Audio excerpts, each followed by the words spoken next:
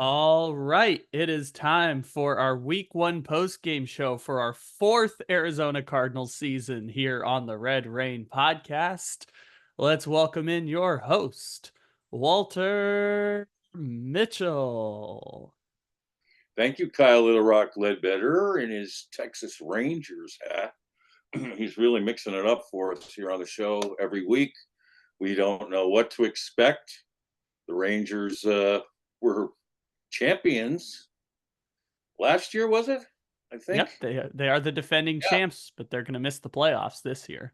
Yeah, well, maybe. And my favorite guy on their team is Marcus Semien. Of course, I'm an old A's fan.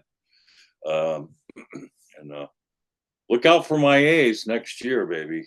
They're hitting the baseball something fierce. So but today we will discuss yesterday's game. It was a great start to the game for the Cardinals. I mean, they were. I mean, can Drew Petzing script up, you know, game starting drives? Like he's just expert at that, and Kyler was executing beautifully. Those little slip screens, and they were definitely featuring James Conner and early, and it was kind of interesting that we didn't come out throwing to Trey McBride like I was expecting, and that became a bit of an issue for me throughout the game. What I was worrying about was that going in was that um, some of the attention would be taken off of McBride and the running game that was so effective for the Cardinals finishing the season last year. And I think to a degree that happened in this game. But in the first quarter, the Cardinals, and second quarter, the Cardinals did just about everything right. Offensively, they marched down the field. They got a couple breaks in there with the Kyler, roughing the penalty of unnecessary roughness on Kyler. In retrospect, that was a missed call. But of course, the Bills got a return gift when they deemed it the same unnecessary roughness on penalty on Zaven Collins' nice sack of Josh Allen, which is hard to do, obviously, and would have been a huge play in that moment. But I mean, so you get that, you get the opening touchdown where Kyler, this is one of the keys I had for Kyler this season for his success is to be able to float the pocket and to create passing lanes. And that's exactly what he did under pressure.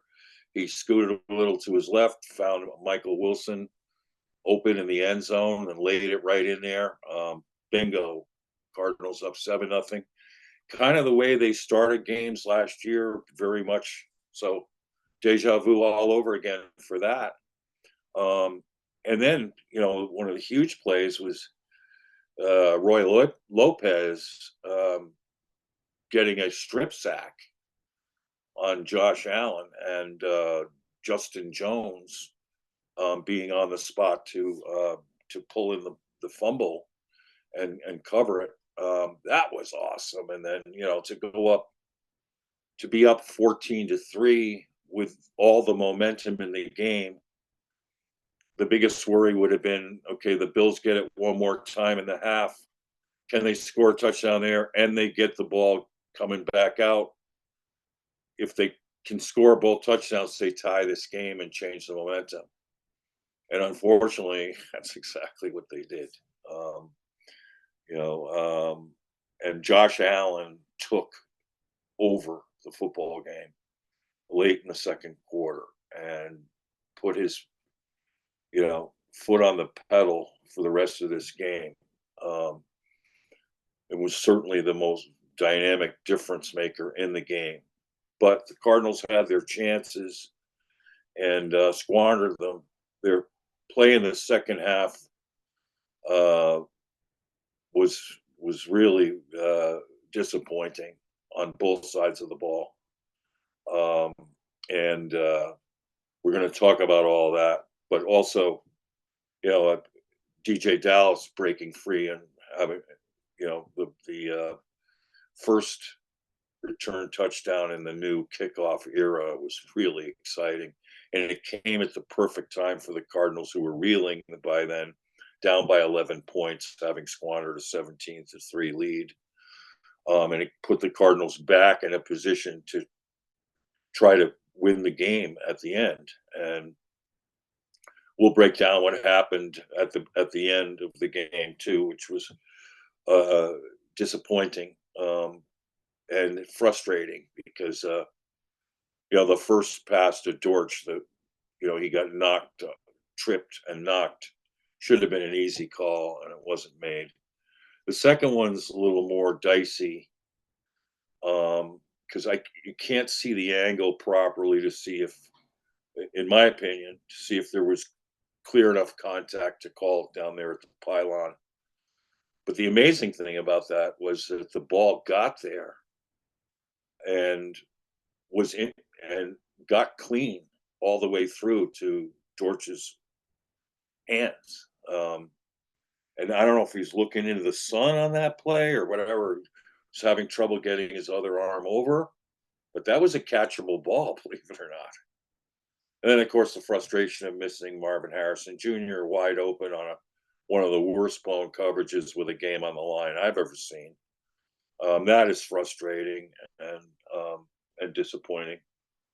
But on the whole, for me, this game, the way it turned out, was very predictable. Because, and I just wrote an article on Revenge of the Birds about the best 3 plays for the Cardinals and the 3 worst plays for the Cardinals during this game. And at the end, I created a laundry list of the things I've been worried about this offseason that I have been daily harassed about on Revenge of the Birds, and tried to be, a number of the posters there have tried to silence me on these, calling me just super negative. But they're common sense concerns. And I'm not, when I see things to be proud of, and I'm not just, this negative old crony. I love to get excited about the Cardinals with good reason. And so I want to be as excited as anyone is. But I'm seeing things that don't make sense to me. And I can't just sit by idly and condone them. I'm going to go down the list of what I wrote in the article at the end. And so bear with me, and then I'll discuss it along the way. And Kyle, if you have thoughts, feel free to chime in at any point, okay? So we'll just get right to them. The first one was, I had predicted that Marvin Harrison Jr.'s transition to the NFL may not be as automatic as people might think, based on what I saw in his 2023 college tapes. I saw too often him running routes at half speed. I was concerned about his game day speed. I was also concerned about his ability to shake coverage. I also was concerned about his ability to drop passes over the middle. There were things, and then everyone's telling me, well, it was all because of the quarterback, McCord.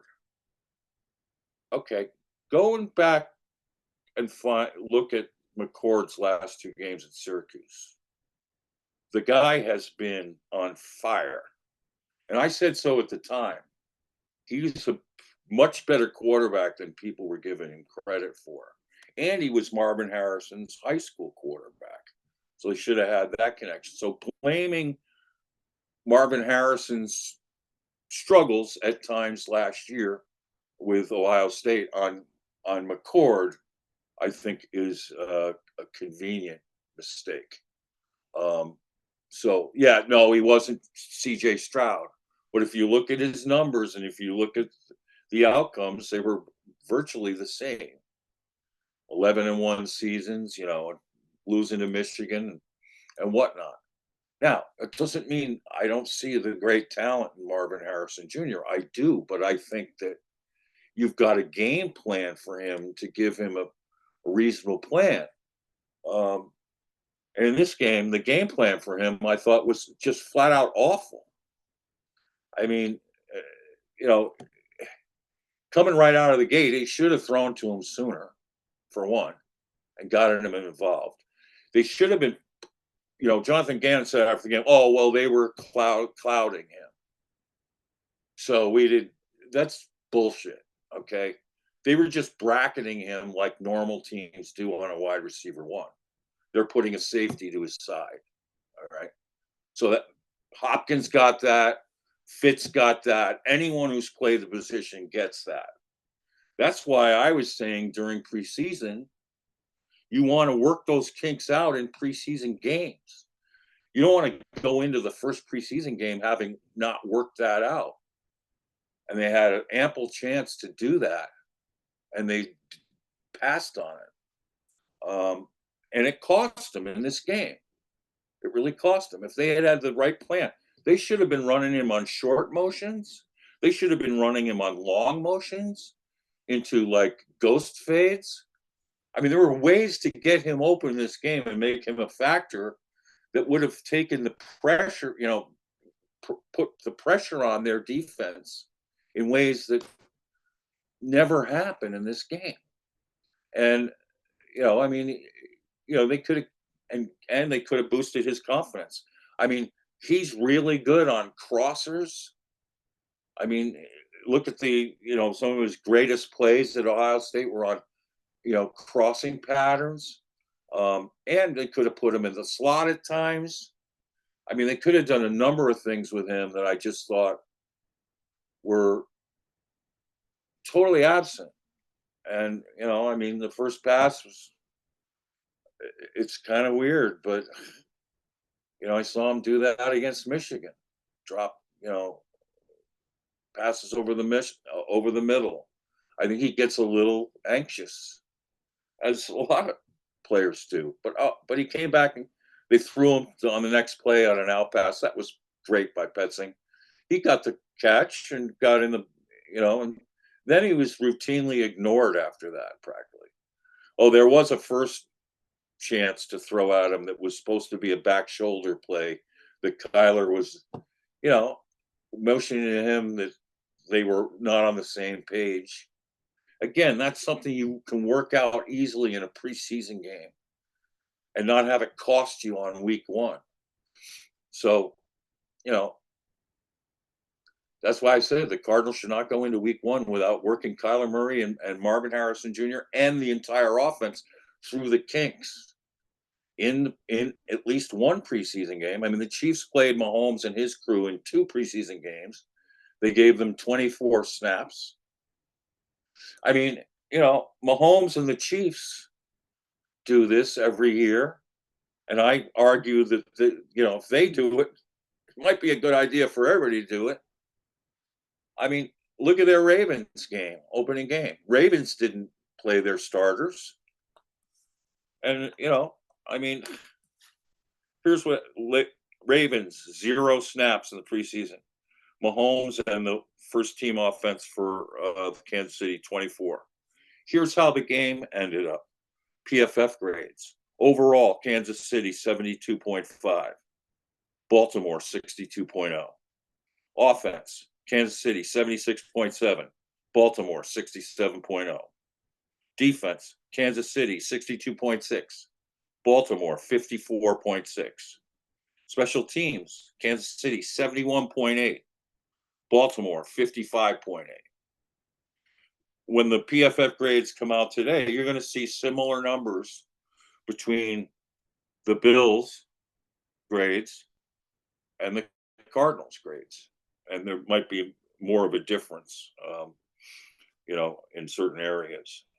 But, there's overwhelming evidence of past histories of teams that elect not to play. I mean, the Rams elect not to play. They lost yesterday. I mean, so and I don't know what the Detroit does, whether they rest their players or not. But the point is this: is that if you're a young team trying to find your own identity, and you've got new players and you're working, through the kinks in preseason, pretty good idea to get out there. And I'd say that about the Cardinals defense. I mean, that was pitiful. I mean, you signed to spend $18 million on two defensive tackles who look slow and out of game shape. They had absolutely zero impact on the game. Zero. Except for one tackle that Justin Jones made and the fumble recovery he made. I mean, Bob Nichols, it was almost symbolic that when Josh Allen did a Superman leap into the end zone, he knocked into both Jones and Nichols, and they went down like bowling pins in the end zone. It's just weird. But the defense was so woefully unprepared in this game. It's just mind-boggling to me that in a year's time you couldn't come up with a better plan than this and be better coached than what we saw. So, and it turned a 17-3 lead into a 31-20 almost runaway, given unfortunately DJ Dallas made it a game again. But the defense, this is what they did last year. There were games last year where they gave up a touchdown to end the half, and in those cases, easy touchdowns. These were easy touchdowns. That first touchdown for Josh Allen on the breaking contain to the right. I put that as one of the worst plays for the Cardinals. Unfortunately, Xavier Thomas, who's playing that edge, totally blows the play. Any edge guy in the NFL knows you got to play contain, especially on a guy like, Josh Allen. And for whatever reason, Thomas is in cement boots. And he's such a gifted athlete, he could easily turn that play inside to where the help was. All right, that's an easy TD. The other one is even worse. The next one. You have pre-snap. I'm screaming. No, no, no, no, no, no, no, no, no. You have Matt Collins in the slot to the left. Josh Allen, I see he looks over and winks at him. All he's got is Jalen Thompson lined up back near the end zone on like an 8-yard cushion to snap the ball. And without any other safety help next to him. All right. So, the middle's going to be wide open. Josh Allen just winked at Hollins, said, run the skinny post, which Thompson plays straight up and allows Hollins to cross his face for one of the easiest throws and catch TDs you're ever going to find. That just epitomizes the inexperience of the Cardinals coaching staff to allow that kind of a gift wrap TD in that situation. Even the announcers were saying, like, you can't expect Jalen Thompson to cover that play when you're lining him up back as a safety and you have no one else on him and you have no help. What I would have said if you had to cover it that way is you had to shade inside, don't let him come inside, shade him inside leverage as you start to pick him up, knowing that it probably will cause him to run the corner route or an out route. And then you use your speed to recover when he does that. But you can't just let him cross your face into the middle of the field. It was just so easy. And now it's 17-17. The Bills fans are erupting, and all the momentum the Cardinals had built in the first half was gone. So, I had said that the Ganon's decision to sit the starters out of all preseason games would not have the team in the best kind of football shape, mentally and physically. And it was a given. I mean, on defense, that was just such a poor performance. It was great that the inside linebackers had good games. Kaiser and Mack had really good double digits tackle games. So did Buddha. Between the three of them, they combined for 30 tackles. But when your safeties have to make the big plays like Buddha always seems to have to do, whoever is coaching this team, and then but to see that the linebackers were doing better was fine. But a lot of those tackles, except for the ones for losses that where Wilson stormed the alley and like 3 times, did it beautifully. We need way more than that. Certainly against the Rams. But to see that happening was awesome. And that was a bright spot. But up front, we didn't get much done. I thought they did create some pressure on Allen, but they gave. See, here's why, and this is what I was arguing about a guy like Cameron Thomas, is that you need guys in the middle to rush who can get off blocks and tackle a guy like Josh Allen. If they can't get off blocks, they're too slow, and they can't, chuck their man and get to Josh Allen, they're rendered useless on the plays. I mean, you're not going to help defeat the Bills that way. You need athletes to get after Allen, and you got to get to him before he gets out and loose. But man, I mean, Allen, to his credit, was just Superman back there, escaping any pressure and moving the ball downfield. And Kyle, what kind of, can you pull up the box score, and how many yards did Allen have on the ground? That'd be interesting to know. On the ground, Josh Allen, 9 carries, 39 yards, and the 2 touchdowns, Yeah, along with 232 passing on 18 of 23. If you put it all together, it comes out to a passer rating of 137.7. oh, oh, I mean, that's near perfect. Well, I think you can get up a little higher It than was one of the best of the day. I think maybe that. Sam Darnold was the one who was ahead of him, which is a funny sentence to say, but other than Yeah, that, he might have been number 2 in terms of highest yeah, passer rating.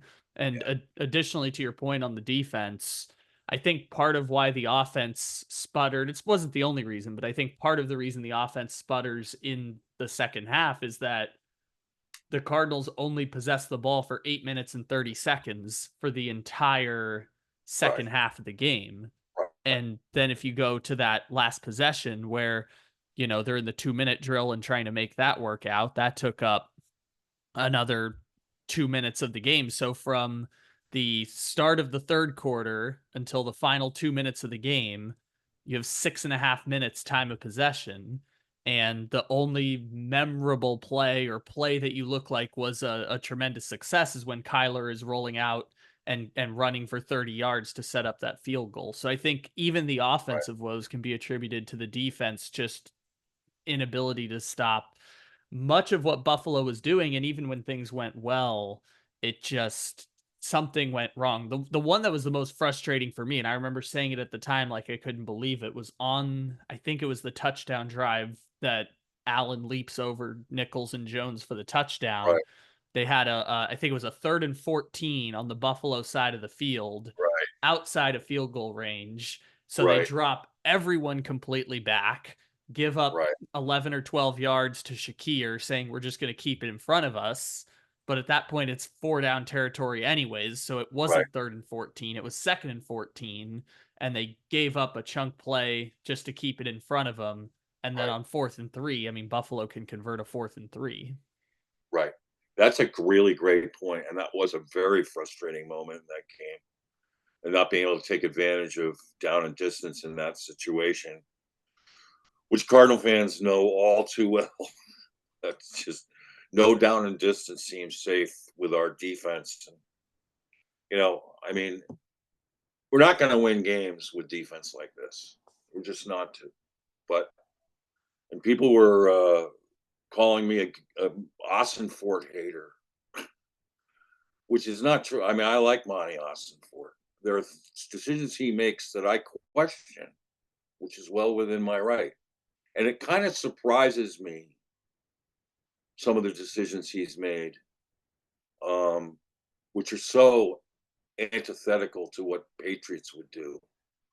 Um, you know, like his mishandling of building a pass rush in the draft. I mean, how do you hire a defensive-minded head coach and pass on Will Anderson Jr. when you don't have a bona fide pass edge rusher on your roster, and you have 3 capable offensive tackles signed, who all 3 scored high PFF grades the year before? That happens because Kyler Murray lobbied for Paris Johnson Jr. Don't get me wrong, I like Paris Johnson Jr. I thought he played pretty well, had a 1 rough sack, but otherwise played pretty well at left tackle last year. I mean, yesterday, excuse me. So that's thing to get excited about now that we have them. But what are we going to do about this pass rush? And then, I mean, the problem was, I mean, BJ Ojulari came to the club, couldn't even practice during OTAs or preseason last year because of his knee injury. I mean, and then he comes back and he hits the wall, and unfortunately was looking great in camp, and boom, injury bug hits him again. That's tough luck. And it looks like the Cardinals give Monty credit for Xavier Thomas, although he wasn't as great a pass rushing threat as we were hoping for yesterday. He's got a bright future, I think. But this isn't enough. I mean, Ojulari went down over a month ago, and can't get a trade done. Didn't sign one through free agency, which was mind-boggling. You're still sitting on over $23 million in cap money, which is mind-boggling. I mean, if you want to be a contender, you got to act like it. You got to be a GM that gets stuff done. You can't just leave these guys hanging out to dry. And of course, having a better pass rush will help your cornerbacks out. But here's the thing. I mean, and Gannon was a cornerback coach, and this is some of the worst cornerback coaching I have ever seen, ever. I mean, when you have them up, they don't play bump. What's the point? I mean, they're the least physical group I've ever seen. I mean, they're grabby like Sean Bunting, Murphy-Bunting yesterday. No excuse in the world. Experienced guys like him should have gotten called on. Had a PI in that situation. I mean, they don't force a run well. I mean, Catrell does. He's one of the only ones. I mean, Max Melton, did nothing to try to wrap up as a tackler in the base defense. He looked great on special teams. He got a great gunner tackle on a punt return, and he led the blocking for DJ Dallas. So give him a lot of credit there. But this is a league for tacklers, and you got to deliver. His technique was poor too. He was dropping his head, and I guess he went into concussion protocol, which is, hopefully he's fine and okay, and the coaches can teach him how to, form tackle, which is weird coming out of Rutgers. You'd think he'd know how to do that. Maybe it's first game jitters, and he's just throwing his body in there and hoping that, hoping it would just work, but it didn't. But here's the thing too, is that, I mean, fundamentally, they're making mistakes left and right, which is worrisome to me. They don't play leverage properly. which is the first thing you teach as as a to cornerbacks, is how to leverage your players. The Bills did a so much better job of doing it. They were so much better coached. I mean, and they really, put the stick on receivers in that second half, and they had good matchups and they worked them really well. But here's the other thing is that so I documented this last year and into this year that we're not getting our hands on the as cornerbacks are not getting their hands on the football, not even close. They're not getting pass breakups. They're not getting like I don't know why Sterling Thomas the fourth didn't get his arms up to deflect that pass to Keon Coleman. Like when his arms up go up, you get your arms up. Um, and I also wish he'd turn his head around like you're supposed to. It's just there are things you're taught that these guys aren't doing. Now, some of that may have to do with youth, but since Sean Murphy-Bunting's doing it, I mean, there's you wonder what's going on here.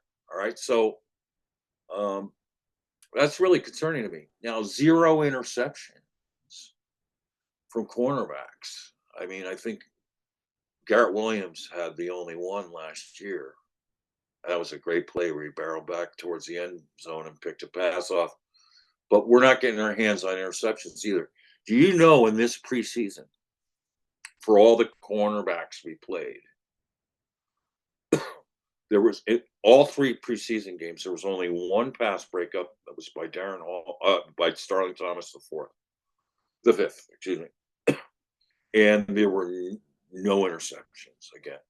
So that's an equation that has to change, and it seems counterintuitive to me to have a defensive-minded head coach if he can't correct this and do it and get these guys right. And he's got a lot of talent there now, young talent. He's got to get it right. But he needs a pass rush too, and have to create a pass rush. I think you got to start sending Mac Wilson on B gap blitzes, C gap blitzes, move him around, make him a designated blitzer. You're going to have to do something. Put it that way, because we need better pressure. And too bad for Zaven Collins. He could have had his sack on that play, and he deserved it. And that would have been that would have been a big boost for him. But that's another decision. Was that a smart thing to do? And so far, I mean, it looks like Collins had a better day yesterday than how he was playing down the stretch last year. But I wanted to ask hopefully, you I wanted to ask you a question real quick while we're on the topic, just before we move past it.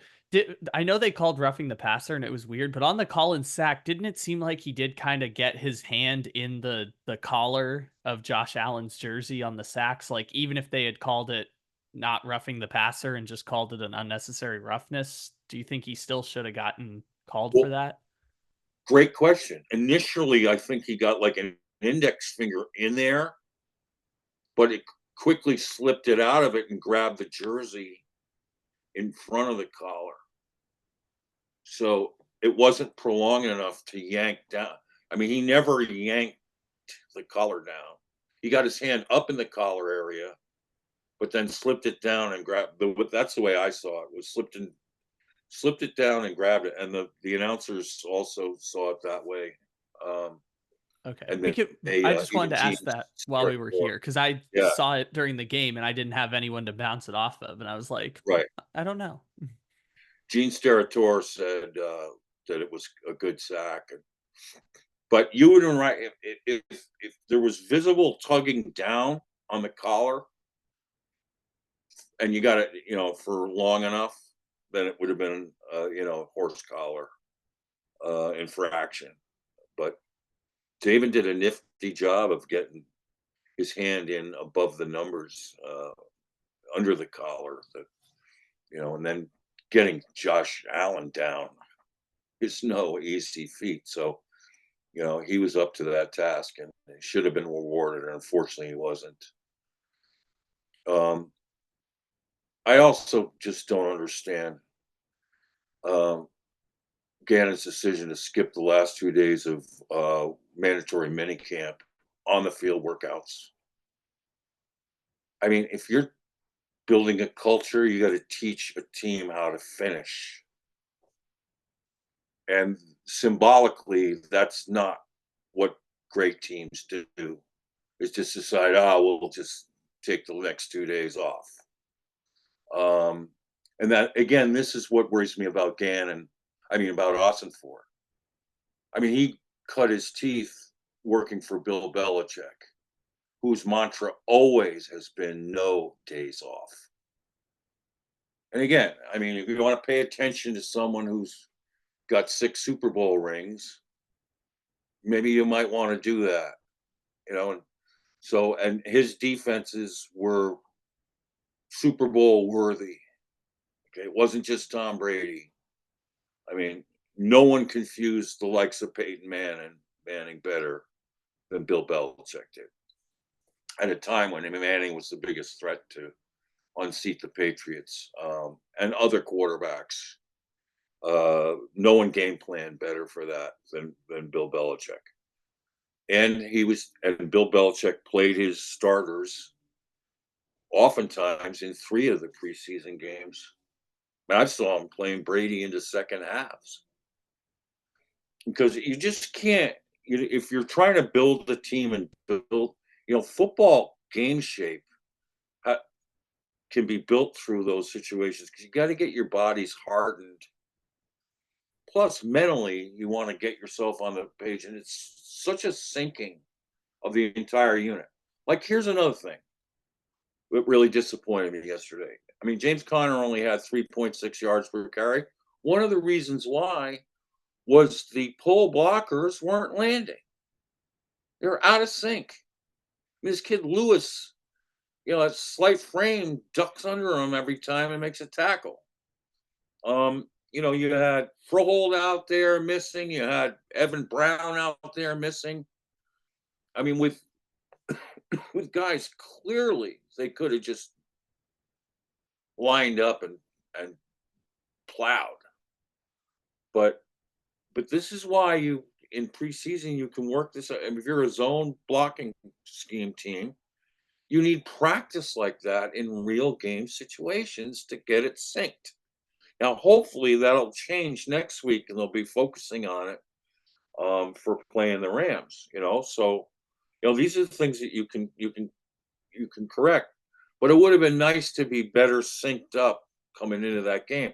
Because all these scenarios could have made a huge difference in a game this close. And with so much at stake in the fourth quarter. So, it's water under the bridge now, but it seems, I mean, at the time I was really, really upset when I heard Gannon canceled 2/3 of the mini camp. And fans were telling me it's no big deal. The players deserve a reward. They haven't done shit yet. They don't deserve shit. A reward for what? Doing their jobs? I mean, I'm sorry. I mean, things have gotten so soft with the fans and, the coaches know what they're doing. They clearly don't. They don't know what they're doing. And they're over their heads. And they better scramble fast because, and I'm of the mind, if we have a defensive staff that can't cover people or defend the run, we can't keep them. You can't keep them. And it's just outrageous to me that we go to Indy for these practices, joint scrimmages, and while the offense is scrimmaging on one side and the first team defense is scrimmaging on the other side, guess where Jonathan Gannon was? With the offense. That is such a crock. I mean, and here is a guy who had nothing to do with play. He was the most experienced guy to do it. Wanted nothing to do with calling the defense. He's like wrung his hands of it. I mean, he's the most qualified guy on the staff. He's the only advisor really on the staff. I mean, he's got Nick Rallis hanging him out to dry as a young, inexperienced coordinator. You know, having a defensive advisor would have prevented us from having to put Jalen Thompson with 7 yards of cushion on Matt Collins with the team up 7 points and the Bills gaining momentum. Could have prevented that from being an easy pitch and catch TD that Kyle Ledbetter and I could have run easily, either of us at either position. It was just such a gift.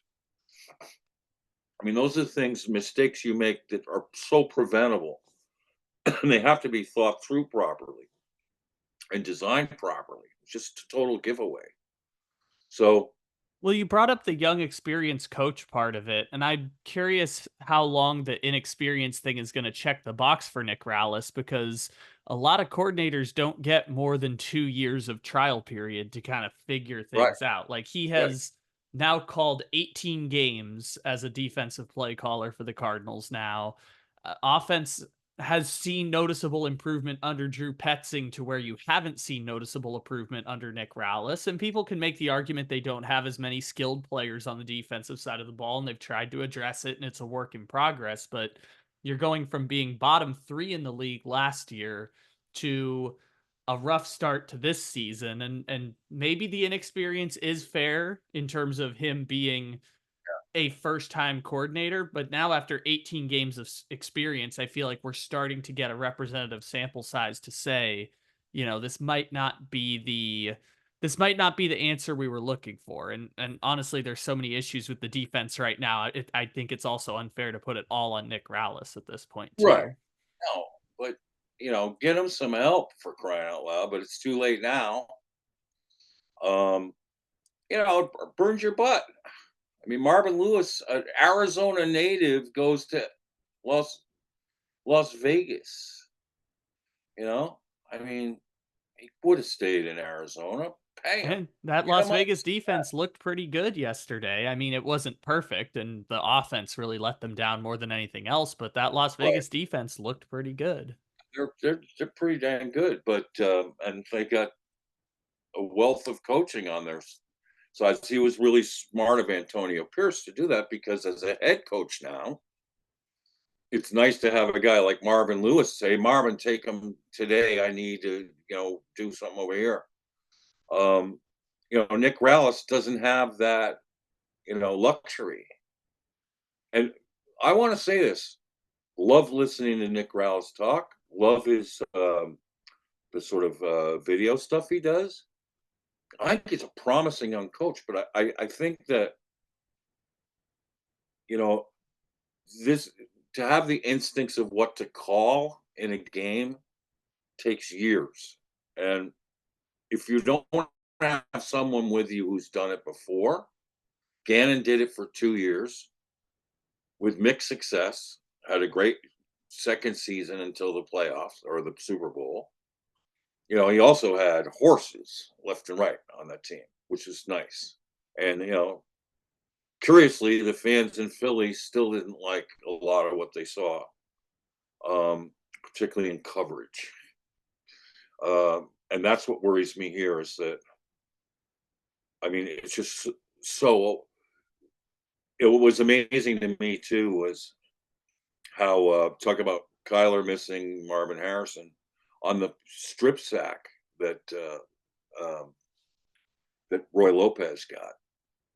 Uh, Curtis Samuel was wide open in the seam, just sitting in it for an easy first down. And fortunately, Josh Allen didn't see it. But it seems like every pass play, Kyle, there's some player wide open. And, the thing about coordinating defense is to make sure that doesn't happen ever. I mean, you got to, have your assignments straight and, and there needs to be great communication if you need to do switches, whatever. But Well, Um, particularly too against a Buffalo team that's still trying to figure this all out. I mean, this was a brand new receiving core mm, for the Buffalo Bills that were all coming together and right, figuring it out on the fly themselves. And to the Cardinals' credit, I mean, the Bills spread it around a little bit in the second half between Shakir and Coleman had the 4 catches, including the one big one, but Valdez Scantling had 1 catch. There was one Dawson Knox catch. Mac Hollins was the one who was catching the touchdown. Like they did force Buffalo to kind of spread it out passing the ball. There was no one receiver that really burned them, right, but Buffalo was putting a brand new receiving core together and trying to figure it out, and they were still effectively able to move the ball more so on the ground than anything else. But when you see Josh Allen completing 77% of his passes, you look at that and you're like, okay, they yeah, were pretty effectively able to do what they wanted despite yeah, having a new receiving core together. And I don't know what the injury status of Puka Nakua is, but we've seen what the Rams have done with an experienced group in the past against the Cardinals, and that's who's coming in next week too. right. Um, what was their average yards per play? Uh yards per yards per attempt was 10.1. Oh, that's Yards per completion, I'm doing quick math in my head, about 12.9. what was their yards per play period? What was Uh, their total yards of offense let's and see. yards per play? Total yards of offense was 362. They recorded 50, let's see. Uh I believe if you count the Josh Allen sack fumble, I think they had 53 plays of offense. So if my math is correct, about 6.2 yards per play, roughly 6.2, 6.3. Yeah, it's a problem, and you know, can anyone say after yesterday, boy, this defense looks improved? Eh, can't say it in any aspect, Well, and during the except maybe in middle linebackers production. yeah, I mean, I Mac, give Mac them Wilson credit there. I remember was terrific. during the game broadcast they said Drew Petzing is out coaching. I can't remember the name of the Bills' new defensive coordinator, but they said it on the Oh, yeah, broadcast. It's like Petzing is out coaching the Buffalo defensive coordinator at times, and it felt pretty clear you could kind of say it in reverse in the sense that it was right. like Bobby Babich is his name. Bobby Um, Babbage, yeah, but you could see it on the other side. I brought up the one sequence where it was 3rd and 14 that the Cardinals should have recognized was really a 2nd and 14 because the Bills were on like the right, Cardinals 44, so they dropped everyone right, back, chunk plays, right, first downs, like just game script situations that right. got pointed out, not just execution. The Shakir touchdown, he runs through 4 tacklers. That was awful.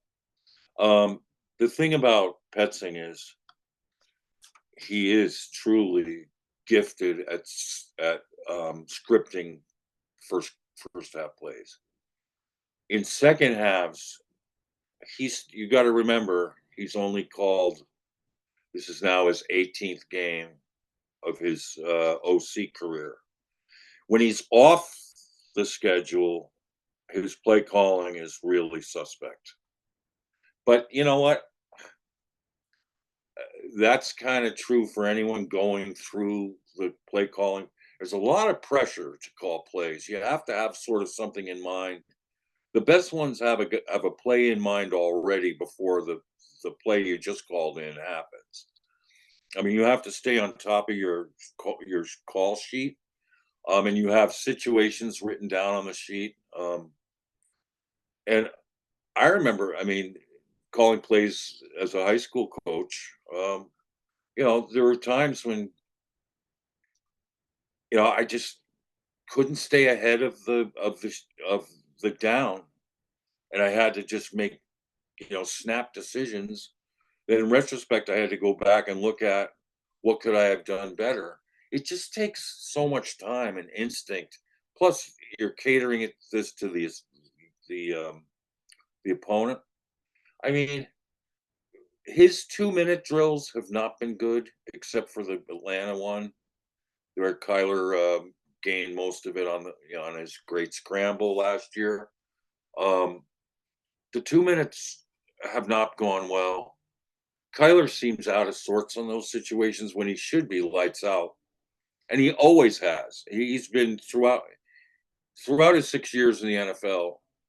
2-minute drills have been very up and down. Occasionally, he gets really good, like he did in Vegas, pulling the tie out, and that those two incredible TD and extra point, 2-point conversion, like he did against the Falcons. But then there were games like last year versus the Texans, just total dud. Against the Bears, total dud in the 2-minute drill. Yesterday, not a total dud, but he just didn't look in command. And then you get like Petzing with a third down and 10, calls it a draw. I mean, and Connor's dropped for a 3-yard gain. I mean, that was so and Gannon said after, "Oh yeah, that was a great play call." What? Are you kidding? I mean, if you could call Babbage right now and say, "What would you like us to run?" Hey, run a draw for 3 yards, so it sets up 4th and 7. I mean, he would dial that in immediately, you know. So, I mean, it was just weird kind of play calls and time management issues.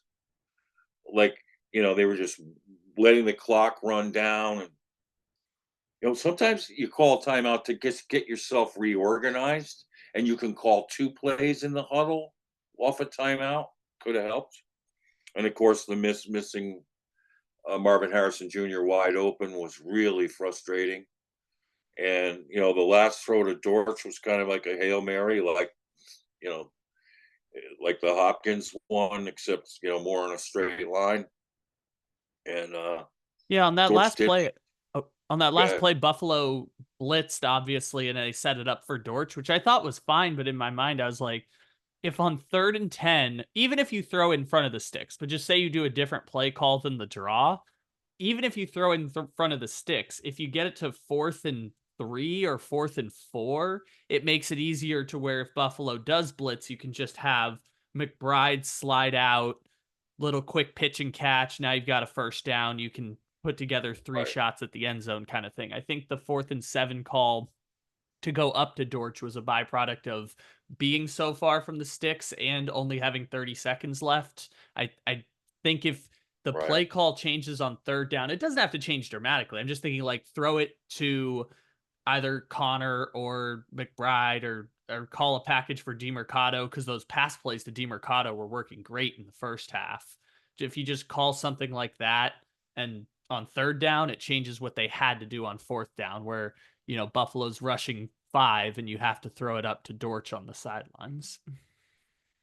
See, I've studied Mahomes in the 2-minute drill.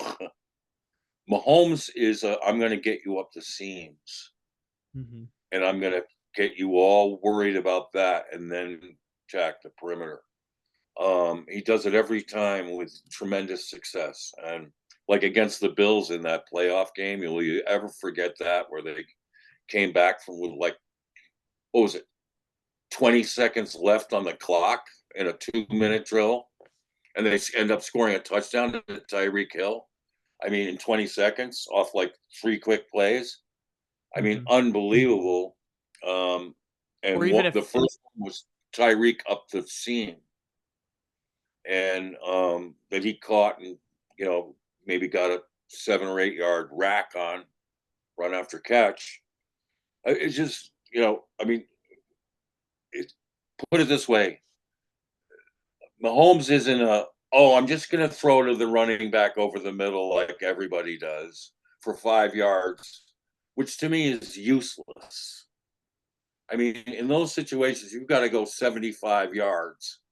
Throwing a 5 yard running back pass over the middle that's easy to tackle, and you're losing the clock. because you're not being able to step out of bounds is a wasted play. But Kyler runs it over and over and over. And I feel like, you know, he'll just go with whoever's open initially when he's got to hang in there, I think, and let some plays develop and attack down those teams. But Because we have guys, even so in that situation this time, I think those plays, even those ticky-tack running back plays were open to the Cardinals because right before the 3rd and 10 with, what was it, 36 seconds left in the game, Cardinals have all 3 timeouts. They can call a timeout after this play, and that's equally correct, frustrating. That's like you correct, don't wanna try something a little more creative when you have all the timeouts at your right, disposal. You can throw over the middle, you can call a timeout, you can draw up a 4th and 3. You could even throw it over the yep, middle on 4th and 3 or 4th and 7 because you can call right, timeouts up the field, and that was the part that was just equally confounding, is that it wasn't a traditional 2-minute drill, we've got to run the no huddle offense. They had every timeout still in their bag at that point. right, yep, yeah. I mean, what was the Cardinals? Didn't does it say in the box score average yards per play? Uh, I can calculate it real quick, but if Buffalo's was about 6.3, the Cardinals, let's see, uh, Yeah, 57 plays of offense. Oh, did you no, find it? it's yeah. Uh, Bills were 6.1, Cardinals were 4.5. There you go. Total yards, Cardinals 270, which is really disappointing. Bills 352, especially after that first half. Bills 352. You know, took them a while to get going, but once they got going, you know, time of possession ended up about even. After the Cardinals dominated the first half, the Bills dominated pretty much in the second half. 1-to-1 turnovers. Bills had more penalties. That's a plus for the Cardinals. Five Cardinal penalties for 31 yards. The biggest one for me was of course, Zaven, that one hurt, but it was shouldn't have been called. But then the Murphy-Bunting got them out of a hole on a play where he PI'd, or got called for holding, actually. So, I mean, Carl's had more total plays. Third down efficiency, they were best 7 for 13. That's good. 0 for 1 on fourth down, which was the last play of the game. So now, uh, interesting that Keon Coleman won the rookie receiver distinction, 4 catches for 51 yards. Marvin, 1 catch for 4. That just stings. It hurts. I mean, it's tremendous irony, and I wonder if the football gods are involved. I mean, you spent an entire offseason of coaches, fans, and everyone seemingly willing to tank, which, in my opinion, is a cardinal sin in football. Asking your own players to tank football games is just, it's about the worst. And football gods understand this. They do not approve in the least of tanking. Um, and, so, I mean, the irony is for me, I almost going to name this podcast based on last year. This would have been the perfect loss. That's what they were calling losses last year. Even Kyle Odegaard, perfect loss, lose, lose. All forgetting Marvin Harrison Jr., who they hype up all off season with these videos of him catching easy touchdown passes. And I kept saying, this is just such a hype thing. It's not going to be easy like this. Um, and hopefully they're going to get this straightened out all across the board. They're going to get this offense coordinated properly to be able to go 60 minutes. What I I'm bracing myself to hear from fans is, oh, but you know, the Bills are, a playoff Super Bowl contender, and the game was close. What do you want? Uh, it wasn't as close as it looked, for one. The meltdown in the second half of the offense was completely disappointing. The poorest defense from the last series of the first half throughout the entire second half was just unacceptable. I mean, there's no there's no moral victory in how they performed. There's just none. Um, and so if you're looking for moral victories or this and that, or the Cardinals at this point just keeping the game close, I mean, week one last year turned out to be haunt me. So that was a very winnable game.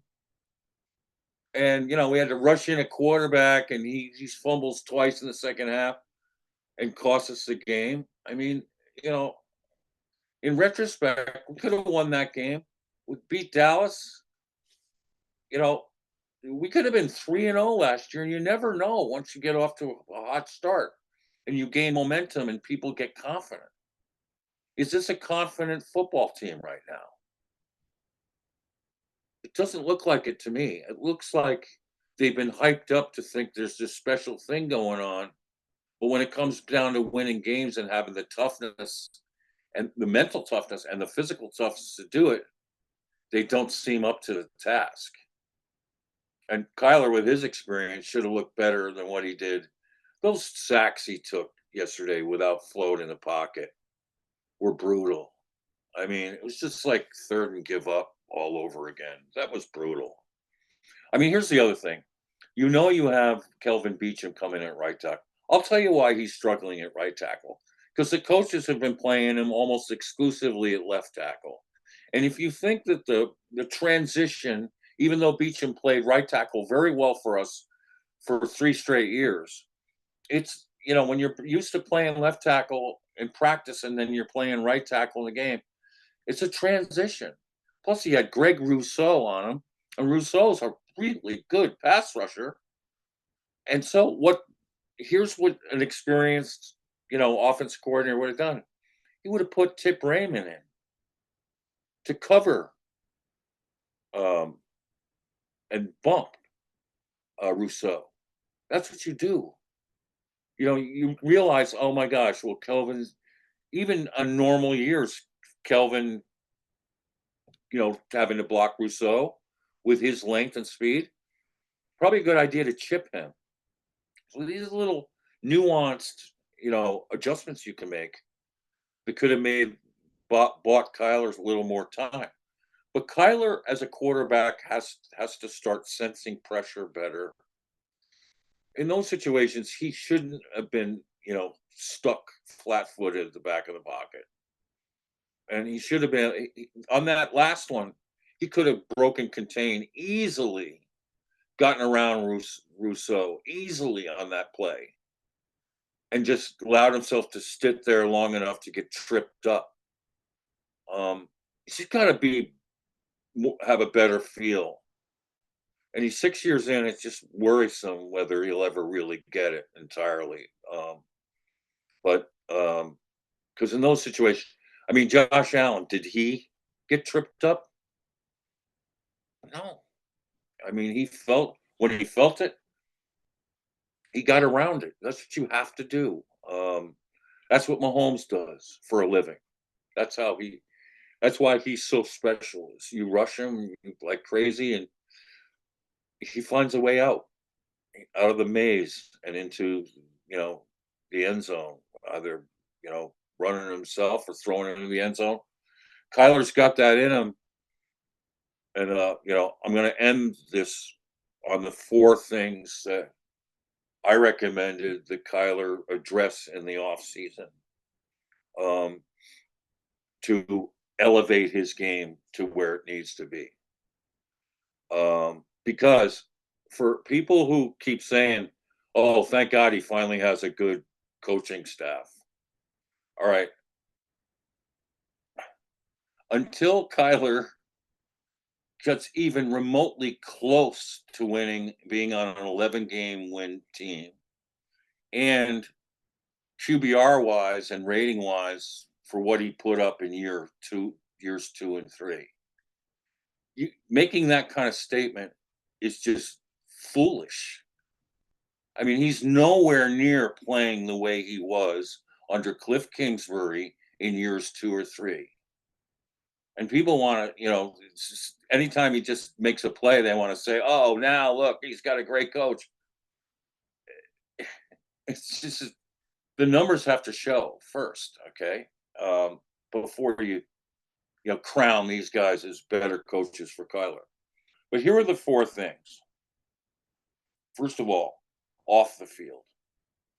What I thought would have been really meaningful for Kyler to do this offseason would be to make his peace with Cliff Kingsbury, public. Thank Cliff for the 4 years they had. Yes, they butted heads, obviously, this and that. But Kyler didn't get there. He didn't even get to Arizona without Cliff Kingsbury. And Kyler, to this day, has played his best football under Cliff Kingsbury in the NFL. It's not even close. All right. So, make your peace with him. Instead, Kyler had the audacity to give the excuses that fans have been gratuitously giving Kyler all along. Was that, Kyler, was in the wrong offensive system, with Kingsbury.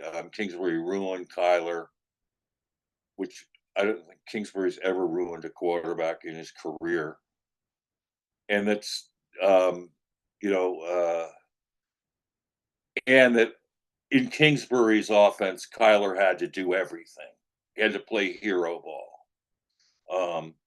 Kyler even reiterated that on Arizona sports radio, that now I don't have to do everything to win football games. All right. That is so bullshit. It's just awful. Okay. Here's why. First of all, it's an insult to every player he's played with on the Cardinals who's busted his ass for the team and for him.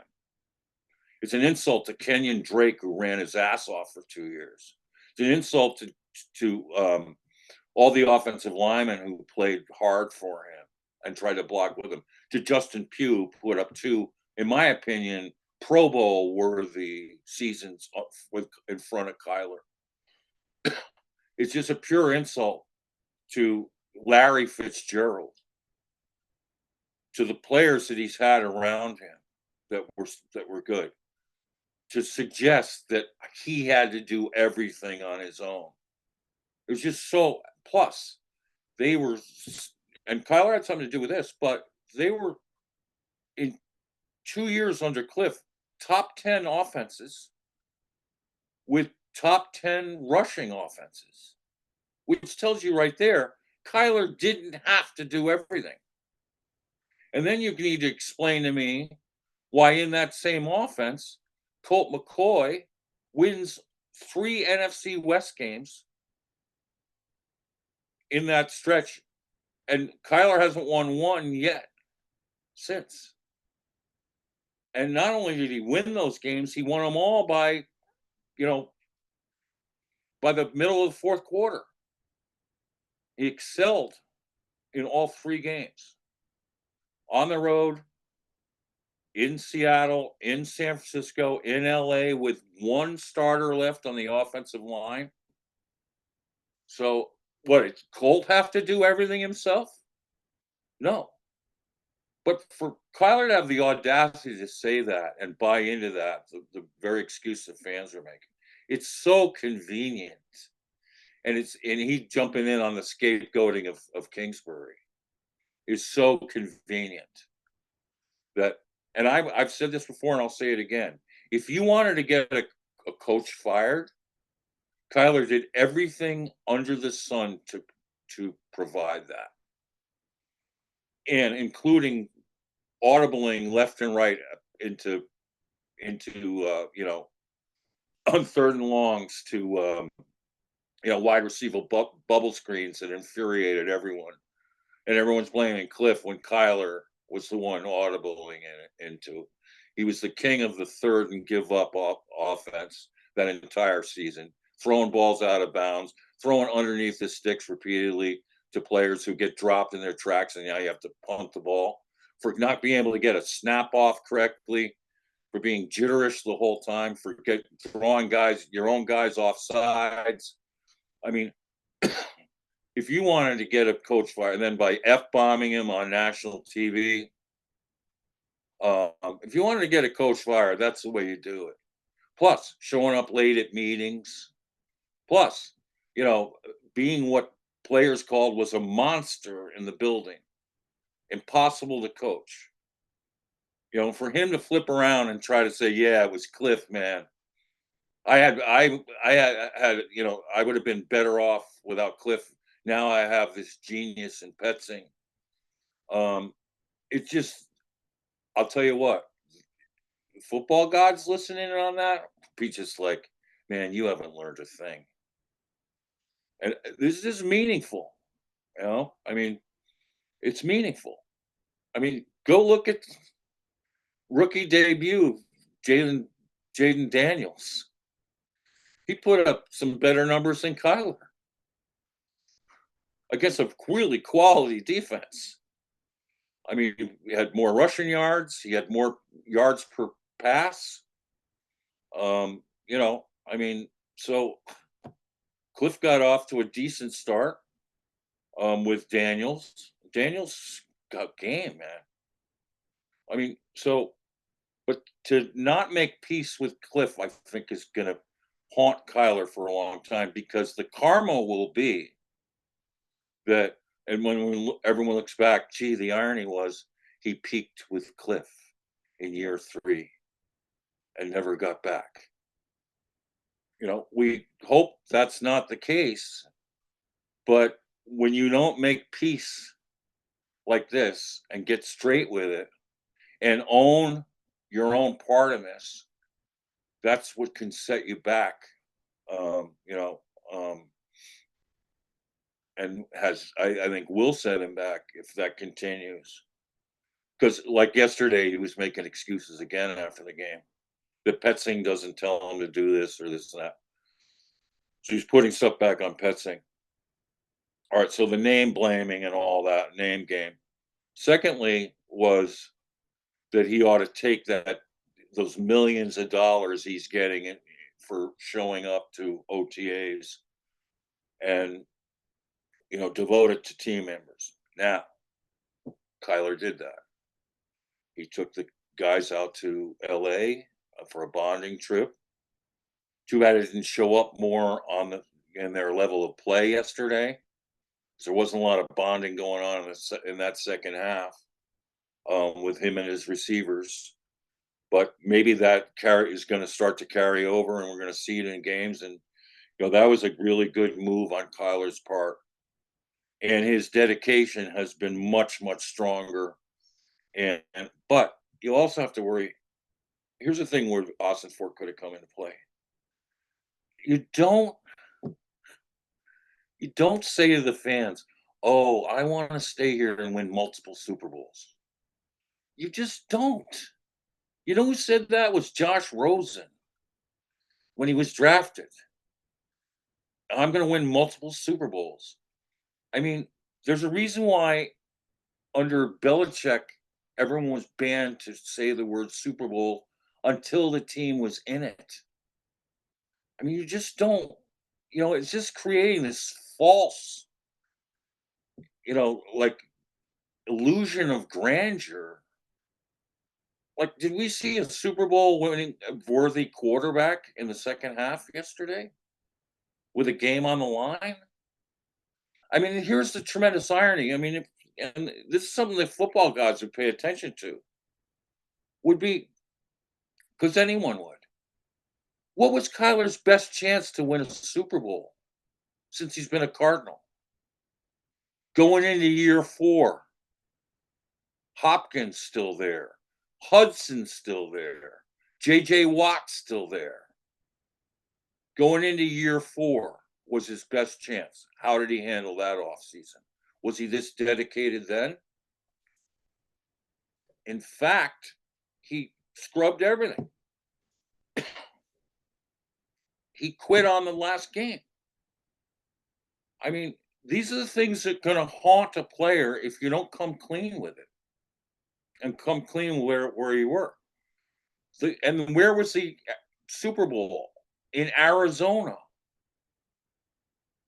I mean, of all the years to make it about me, that was about worst timing ever.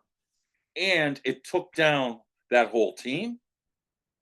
And it's taken 2 years to try to get it back to where it is. And we still don't know yet whether this is going to work with him.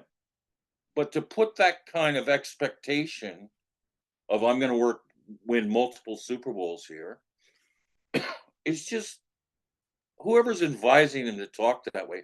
It's just this hype that Gannon is trying to sell, that he's trying to sell, versus the reality of what you see during games is such a wide disparity that, I mean, it's just a wing and a prayer at this point because you're not getting it done.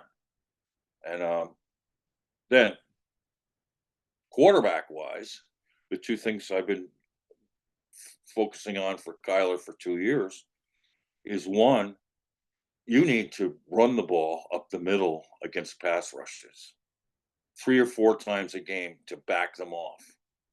Look at what Josh Allen did versus what Kyler didn't do in that second half. Kyler had opportunities on that play where they strip sacked him. The middle was wide open. Run that. Get people. Now, Kyler made one great run during the second half. It was his best play of the second half. You got to do more of that to back off.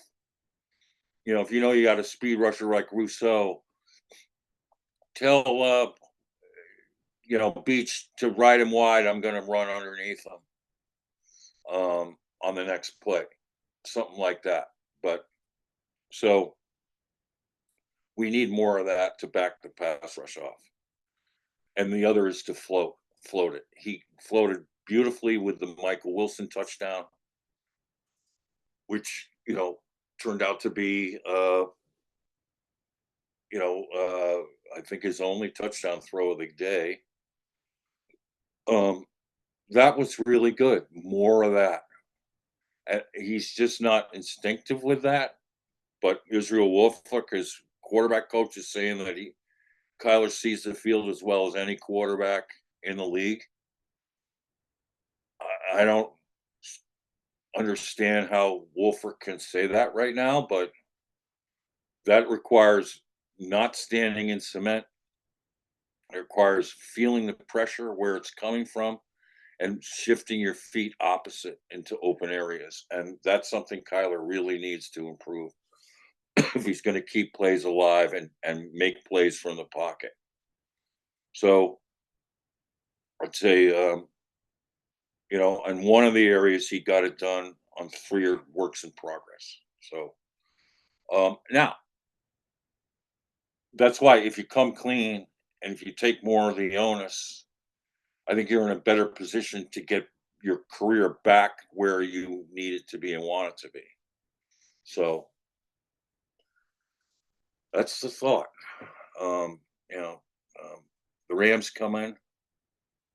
Kyle, did you watch the Rams last night at all? I did. I watched that whole game yesterday. What were your thoughts of the Rams? If they don't have Puka Nacua, they are in trouble. Because if you're playing the Lions, who last year had one competent NFL quarterback in Cam Sutton, and this year they have Carlton Davis and some rookies that are going in, and Terrion Arnold played well for the most part. I'll give him that credit. He played well for a first NFL game, and he was asked to do a lot. Against other teams, you're not going to be able to have 19 targets for 14 catches to Cooper Kupp every single game. Teams will bracket, teams will do double coverage. It's just the Lions did not have the personnel to prevent, even with all the motion they were running, they were not able to keep Cooper Kupp from getting 19 targets in that game. The Rams should have won that game. The reason they don't win the game is because Stafford throws a pick in the end zone at the end of the first half, which was a Right. a big gaff, but a rare gaff that you see from Stafford. If that Right. doesn't go their way, they win that game. Their new defense held the Lions to 0 points for basically 2 quarters of that game when they went on that 17-0 run. Obviously, the Lions ended up tying it at the end, and then winning in overtime by just running it right down their chest. But the Rams are a the Rams are a playoff caliber team this year, and it's yet to be seen if the Cardinals are going to be that. Obviously, we're hoping for improvement from 4-13 from last year, but I would mentally, I don't know if Puka Nakua is going to play or not, but I would mentally prepare yourself for more of the same when it comes to Cooper Kupp in motion, lighting it up across the Cardinals secondary, because I still don't know what matchups they're going to put together against teams. It was confusing to see some of the cornerback rotations yesterday, which was my biggest concern coming out of the preseason. And I don't know who's going to be covering Cooper Kupp, how they're going to be matching up. So I would expect a double digit catch game for Cooper Kupp, but I think the Cardinals offense is well positioned to move the ball against the Rams defense, given what I saw from the Rams in that first game. Particularly, we see some James Conner, and I know that they're rotating it, but James Conner and Trey Benson both, I think, could go for 5 yards a carry. If they average 5 yards a carry against the Rams, I think that's something reasonable to expect for the Cardinals. And then if they establish that run and they can get chunk plays on the ground, opens thing up for play action and floating and all the things that you've been talking about with Kyler. So I like their ability to score against the Rams, but I would set the over under at 9.5 catches for Cooper Kupp in that game, especially if Puka's not going to be playing. Right. Interested to see who the Cardinals put on Cup.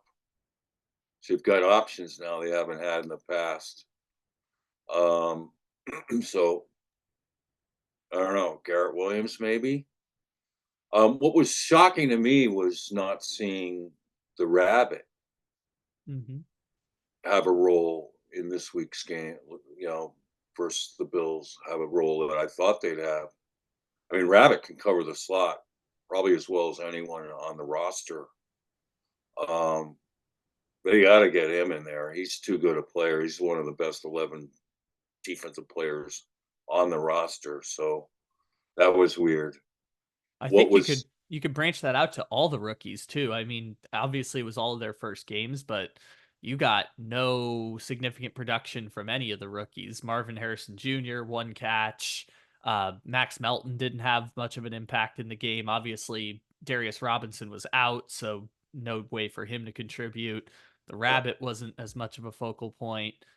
Xavier Thomas didn't really have that much. It was just surprising that the young guys, all as a whole, felt like they were invisible. the reason why the Lions beat the Rams? They held the Rams' vaunted running attack to 83 yards on 23 carries for 3.6. That is, you take away that part of McVay's offense, you have a much better chance to beat them. That's going to be a huge factor in this game. Whether they can get him a week's time, much better play up front from the front seven. Well, certainly the front five. Going to need it. I'll be fascinated to see if they do a better job schematically defending the Rams' vaunted off tackle play with all its variations for cutbacks and for play actions. That's a staple of McVay's offense that the Cardinals have historically rarely understood how to defend. So that was a huge thing on in stopping the Rams offense was what they got there. They did give up, the Lions did give up 317 yards passing.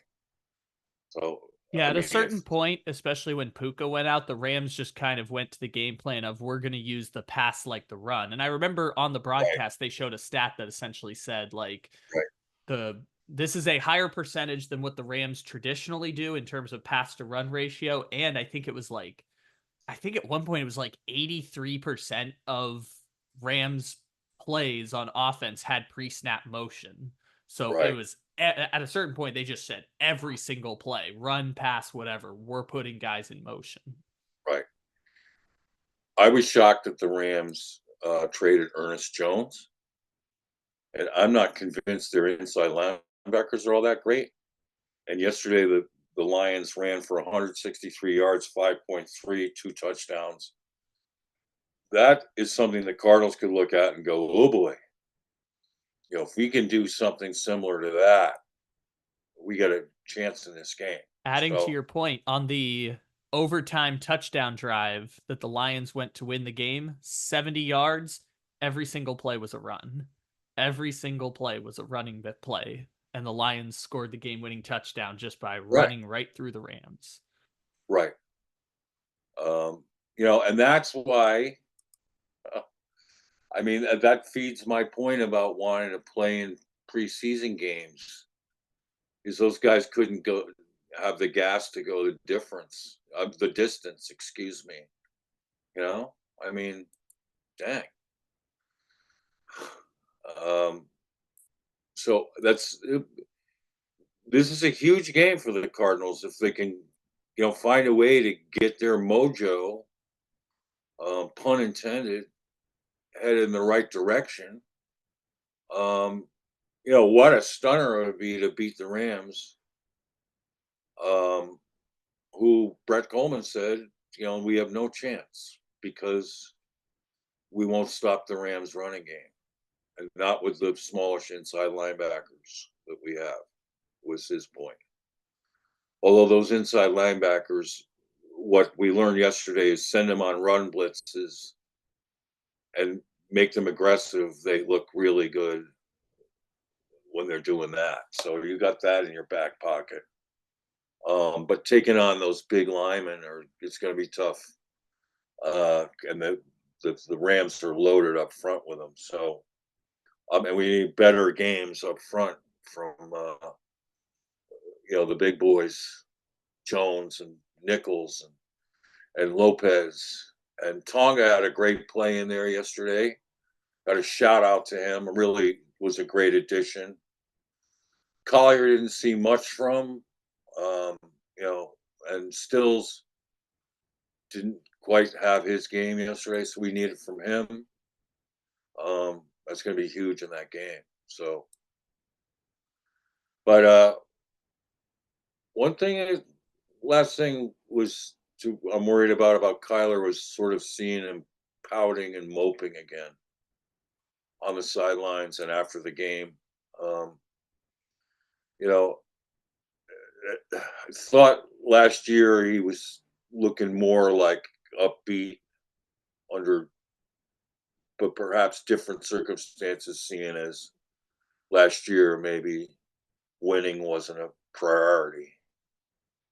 Now that it is, and Kyler gets down on himself, we know, but he's as a leader, he's got to be, got to keep his spirits up and be a positive influence on others. Now, yesterday, it just seemed like he looked resigned to the fact that this was not going to go the Cardinals' way. It just did, and you know, the second half performance just was sluggish all the way through, and he's got to change that. He's got to play for 60 minutes. He's got to get the team playing for 60 minutes. He's got to get that running game sorted out with people blocking downfield properly. And he's got to get the receiving games sorted out with all his wide receivers, beginning with Trey McBride. Because, Trey McBride, 5 catches for 6 yards, a catch. That's a waste. That's a total waste. In 2 catches, Amari DiMarcardo nearly had more. I mean, in 3 catches, Connor had more by 5 yards a catch. I mean, so but look at Kyler's average completion is 5.2. That's brutal. I mean, again, it's like just throwing into tight areas. And that second half, this is like Kyler of 2022 all over again. Deja vu all over again.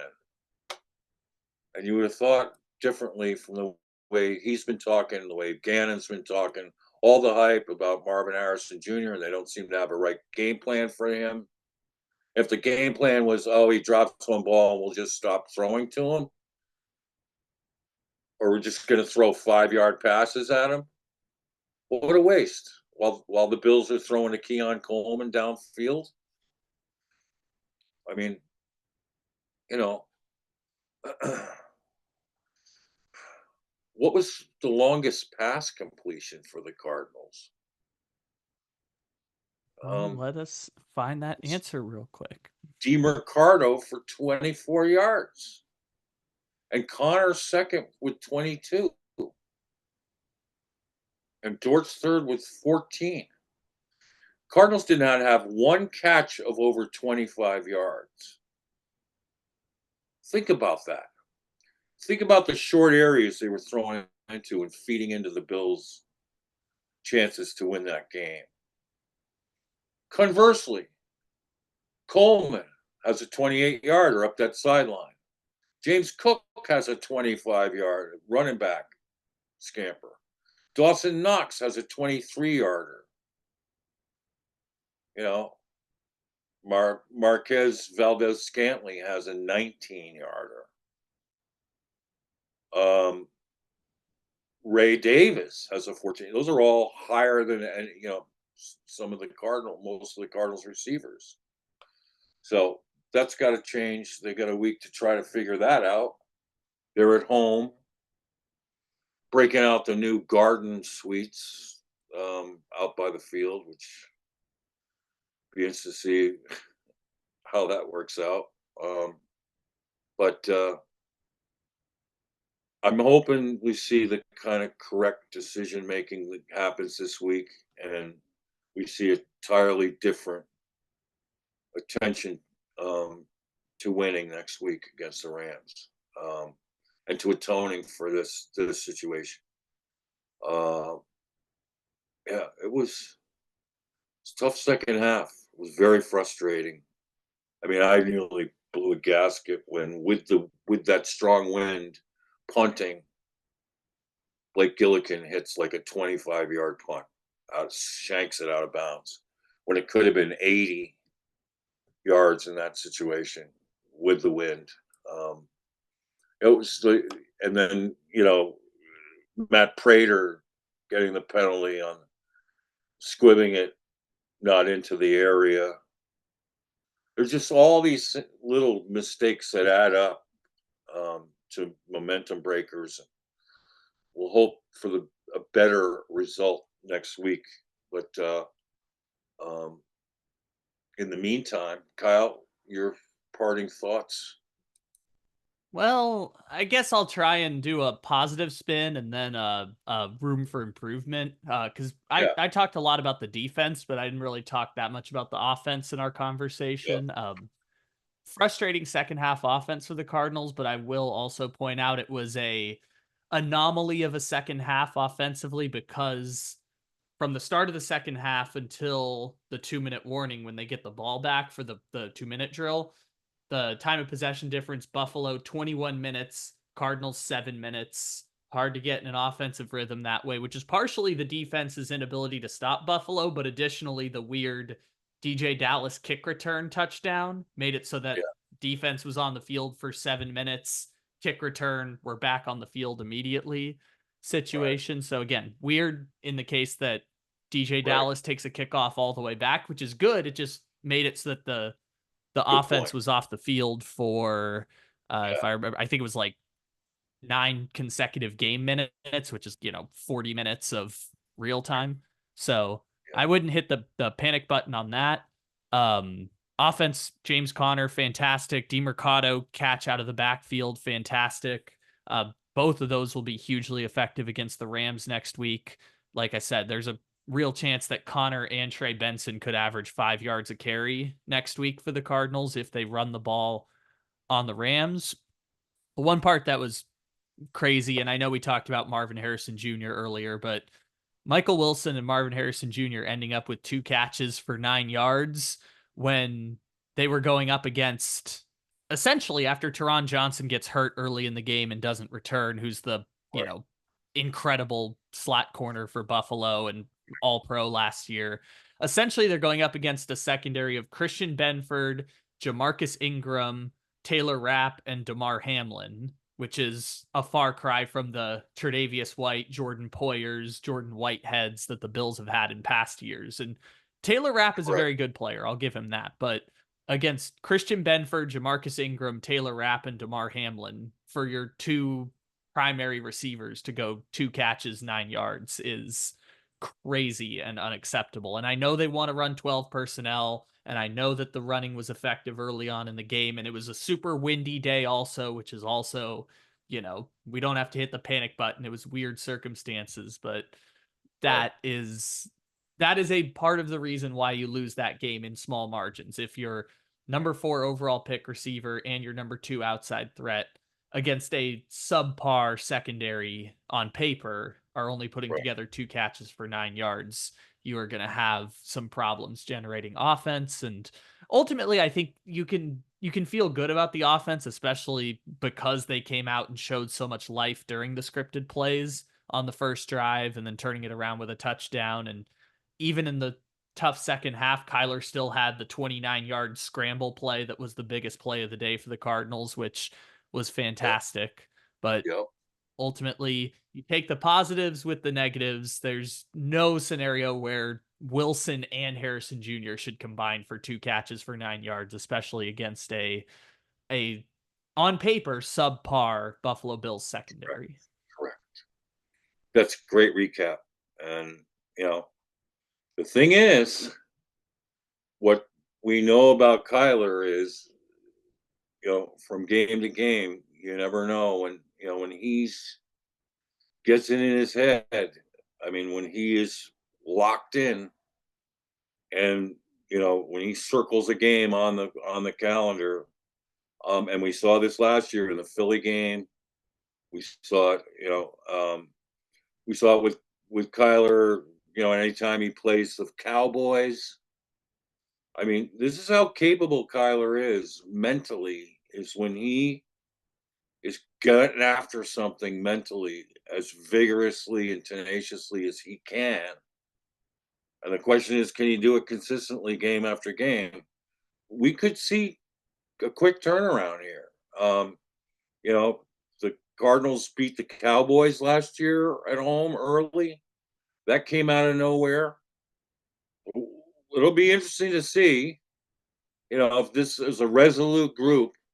Now that Aaron Donald has left LA, and maybe Nakua is not going to be able to play, and you still got to contend against Sean McVay's offense, but maybe the Cardinals have a sneaky good, decent chance in this game, and what a boon it would be to win their first NFC West game since Colt McCoy beat LA at LA in 2022. So, that would be really thrilling to be back here next week in a celebratory mode with red rain confetti going everywhere for the first home win of this season.